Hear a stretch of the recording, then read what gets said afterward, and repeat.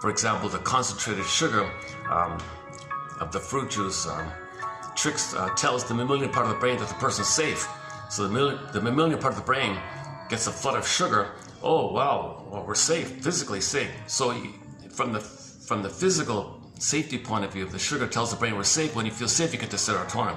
So you get a blip of serotonin just simply by the food, like the chemistry of the food like that. But it's mainly a psychological thing. There's a double thing going on. There's the practical thing and the fantasy thing.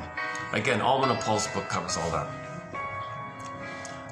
Now, in trauma, why the manic is so involved is because the more trauma there is, the more stress there is. Okay? When the baby has trauma, so we're talking about relational trauma, developmental trauma, attachment trauma, interpersonal trauma, strain trauma, okay, where there's some kind of failed interaction with the mother took place. Mother used the baby to meet her needs, wasn't around for the baby, didn't understand the signals, missed it to him, was resentful at her. Whatever was going on with the mother, the baby's needs they weren't met, right? So in that case, the baby's in survival mode. Okay, so the soul flies away, the swoon, the pin, okay, he's in survival mode. The circuits, he's enraged. In his own rage, rebounds in on himself. He's got to pleasurize it, sugarcoat it, deny it, his own anger at him, mother to himself. So the anger he has at the baby directs at himself. That's quite painful like that. So he sugarcoats it. That's a quote-unquote major crime in the psyche. So he's got to be active. Dopamine chase to push back the painful feelings. Chase. So he's going to be in manic mode, basically. So in other words, in conclusion, the more trauma there is, okay, the more the set point of stress hormones and oxytocin, cortisol, adrenaline, and in particular dopamine. The more trauma, the more dopamine. The more stress, the more dopamine.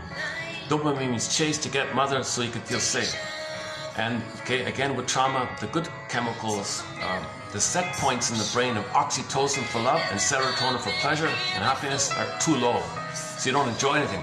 That's why, was it Lemke Previc or Lemke, one of those two were saying, people in manic never enjoy something. They chase the famous song, Chase Better Than Catch. I'm not a fan of it really, but anyways, a catchy lyric.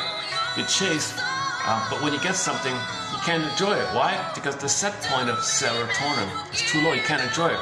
Relationships, chase, found the girl, can't love, because the set point of oxytocin is too low. So you're just